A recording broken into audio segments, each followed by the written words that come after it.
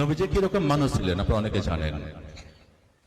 অনেকে মনে করে যে নবীজি খুব কঠোর মানুষ ছিলেন। দুই হাত জোর করে আপনাকে রিকোয়েস্ট করি যে এই অমুসলিমের কথাগুলো শোনার পরে আজকে মন চাইছে, খুব ইচ্ছে করছে যে কথাগুলো আজকে বলি। শুনুন মনোযোগ দিয়ে, এই বিধর্মীর কথাগুলো শুনুন। নবীজি কিরকম মানুষ ছিলেন আপনারা অনেকে জানেন। অনেকে মনে করে যে নবীজি খুব কঠোর মানুষ ছিলেন। না, নবীজি হযরত মুহাম্মদ সাল্লাল্লাহু আলাইহি ওয়াসাল্লাম তিনি ছিলেন পয়গম্বর, মানুষের প্রতি অত্যন্ত দরদী। নবীজির এই আদর্শটা আমাদের কাছে উদ্দেশ্য, এই নবীজির এই আদর্শটা আমাদের কাছে আদর্শ। এই আদর্শের মধ্য দিয়ে নবীজি ভারত শুধু মক্কা মদিনা নয়, সারা বিশ্বকে ইসলাম ধর্মের মধ্যে প্রবর্তিত করেছিলেন।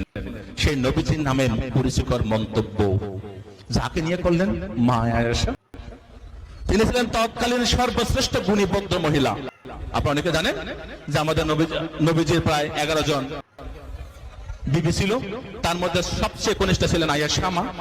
এই আয়েশা ছিলেন সবচেয়ে জ্ঞানী এবং গুরুগম্ভীর ভদ্র মহিলা, যিনি পবিত্র আল কোরআন নবীজির পরে এই ভারত মক্কা মদিনার মধ্যে তিনি আল হাদিসকে তিনি রপ্ত করেছিলেন এবং সেগুলো প্রচার করার দায়িত্ব নিয়েছিলেন সেই মা আয়েশা।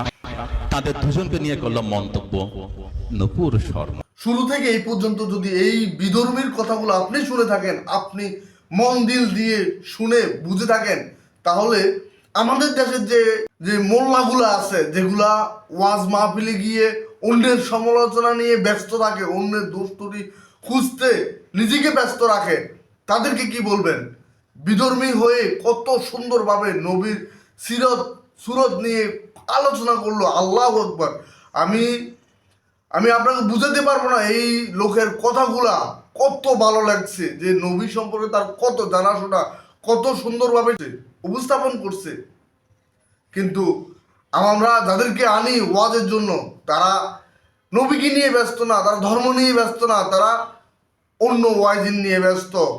আরেকজন মুসলমান কি ভুল করছে, আরেকজন আলেম কি ভুল করছে, তার ভুল নিয়ে জনসাধারণের কাছে তাকে ছোট করার নিয়ে খুব ব্যস্ত।